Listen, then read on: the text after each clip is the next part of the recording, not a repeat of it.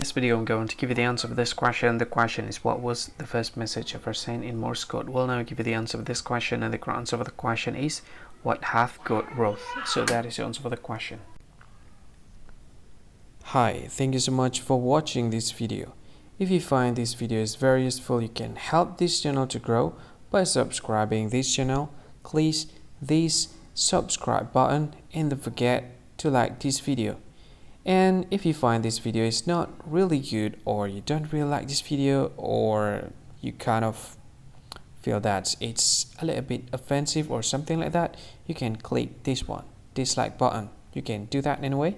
And if you want to share this video with your friend, you can share it by clicking this share button, and you can share it to any social media that you wish that is currently available at this time, like Facebook, Twitter, LinkedIn, and many others. Right?